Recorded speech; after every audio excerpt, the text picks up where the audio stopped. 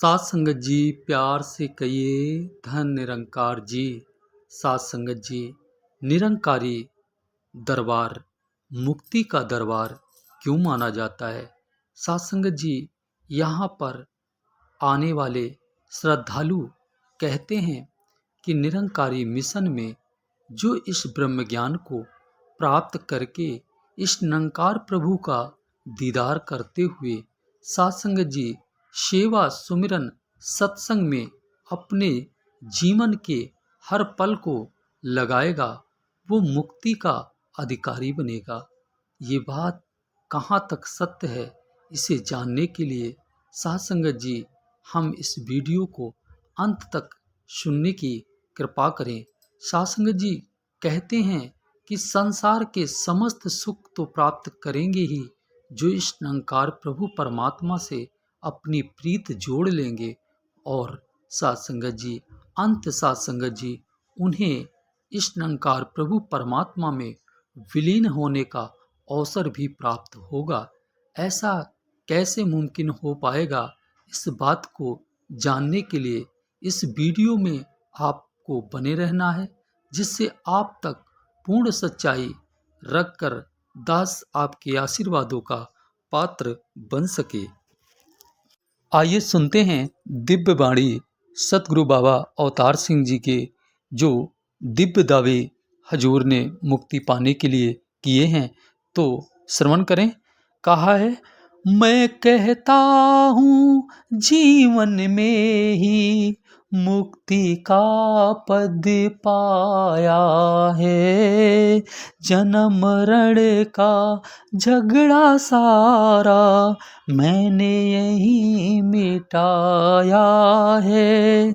सच्ची बात कहूँ मैं सुन लो, जन्म मरण में पड़ती ना, कह अवतार की धर्मराज से आत्मा मेरी डरती। अभी सुना आपने सतगुरु बाबा अवतार सिंह जी ने अपनी दिव्य वाणी में ये फरमाया है कि सात संगत जी मैं कहता हूँ कि जीवन में ही मुक्ति का पद पाया है।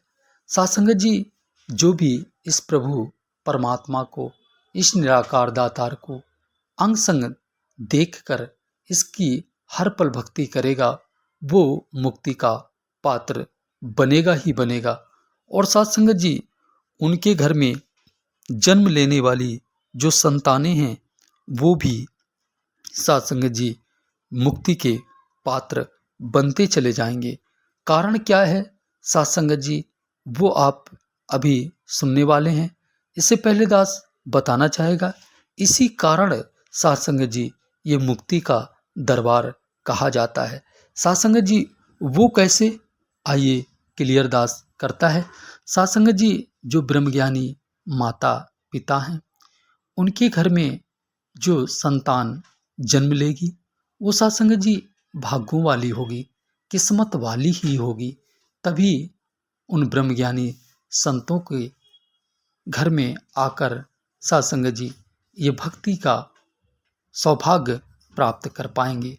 सात संगत जी कारण ये है कि सात संगत जी आपने सुना होगा कि रावण के यहाँ सात संगत जी मेघनाथ जैसे दुराचारी बालक का ही जन्म हुआ था।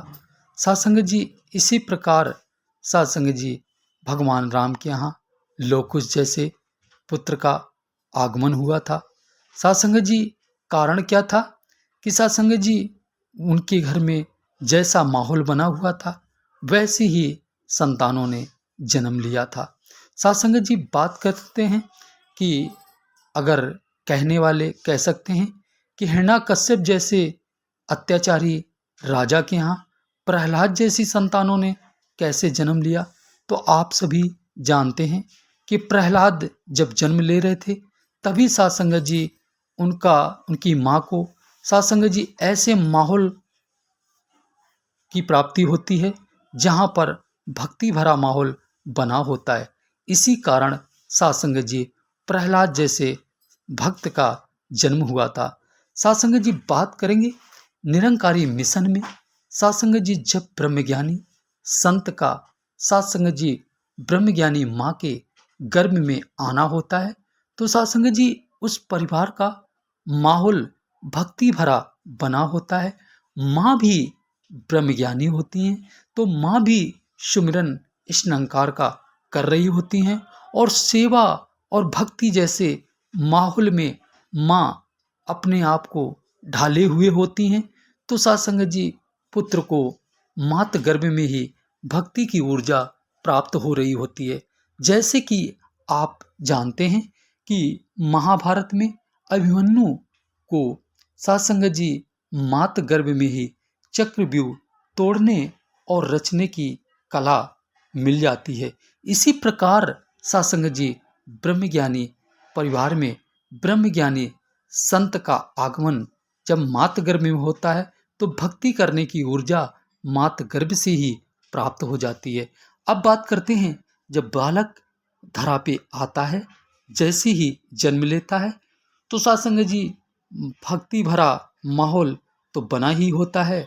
पूरा परिवार बालक की खुशी में सुमिरन करता है और इस निरंकार प्रभु परमात्मा की यशोगान भक्ति आरंभ कर देते हैं।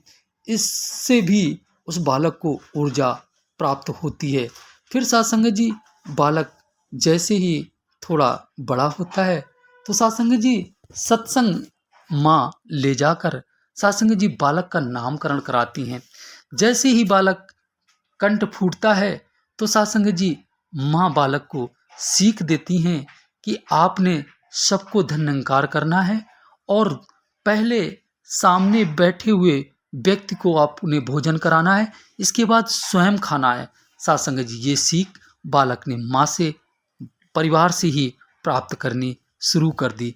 अब साथ संगत जी बात करते हैं, बच्चा जब साथ संगत जी थोड़ा और बड़ा हुआ, तो साथ संगत जी माँ ने उसे ब्रह्म ज्ञान दिला दिया, फिर बाल सत्संग में बैठा दिया। इसके बाद बाल सत्संग से इस परमात्मा की भक्ति का आनंद बालक ने प्राप्त किया और फिर थोड़ा बड़ा हुआ, तो साथ संगत जी माता ने सेवादार बना दिया। सेवादार बनकर साथ संगत जी छोटी बड़ी दोनों संगतों का आनंद बालक प्राप्त करने लगा। साथ संगत जी बालक के जीवन में भक्ति ही भक्ति आती चली गई। अब बात करते हैं साथ संगत जी जब वो और बड़े हुए, शादी के योग्य हुए, तो साथ संगत जी उन्हें एक माला में पिरोकर साथ संगत जी भक्ति भरे मंत्रों से उनका विवाह करा दिया गया और वो भी कम खर्च में। साथ संगत जी यहाँ भी भक्ति भरा ही माहौल उस बालक का बना रहा।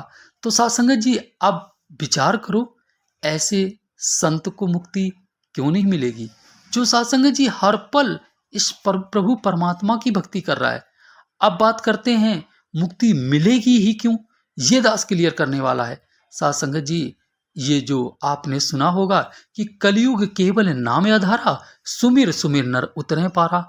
तो साथ संगत जी कलयुग में सिर्फ सुमिरन ही बताया गया था कि परमात्मा का जो, इस परमात्मा को जानकर इसका जो सुमिरन करेगा वो साथ संगत जी भवसागर से पार हो जाएगा, उद्धार हो जाएगा। तो साथ संगत जी अब बात करते हैं कि ऐसा कैसे है।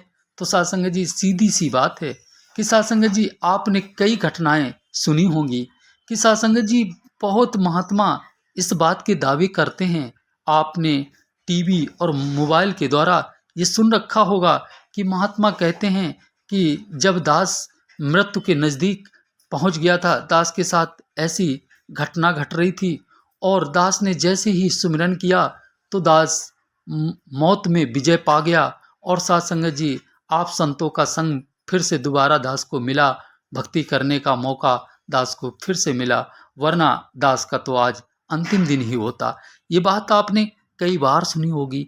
तो साथ संगत जी दास के कहने का भाव क्या है कि साथ संगत जी इससे ये क्लियर होता है कि जो ये तुहि निरंकार मैं तेरी शरण हाँ मैनू बख्श लो, ये जो सुमिरन है ये साथ संगत जी सच्चा है, काम कर रहा है। अगर काम ना करता तो साथ संगत जी इतने बड़े बड़े दावे लोग ना कर रहे होते।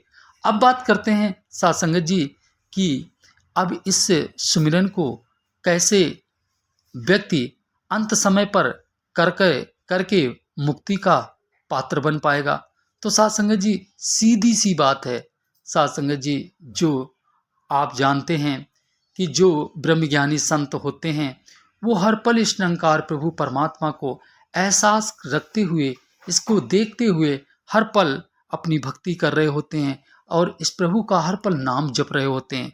तो साध संगत जी जब अंत समय आएगा और साध संगत जी उनका स्वास्थ्य थोड़ा गड़बड़ होगा, तो साध संगत जी परिवार वालों को एहसास हो जाता है कि अब इनके जाने का समय हो गया है।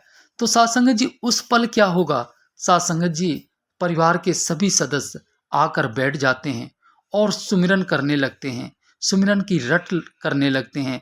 वो सुमिरन साध संगत जी जो अंत सांसों का इंतजार कर रहे महात्मा होते हैं वो भी सुन रहे होते हैं। तो उनकी रचना से आप ही आप साध संगत जी ये सुमिरन निकलने लगता है और साध संगत जी जब अंत सांस उनका ये निरंकार प्रभु परमात्मा के प्रति ये समर्पण देखकर सतगुरु बाबा हरदेव सिंह जी साकार रूप रखकर उस महात्मा को इस निरंकार में विलीन कर लेंगे।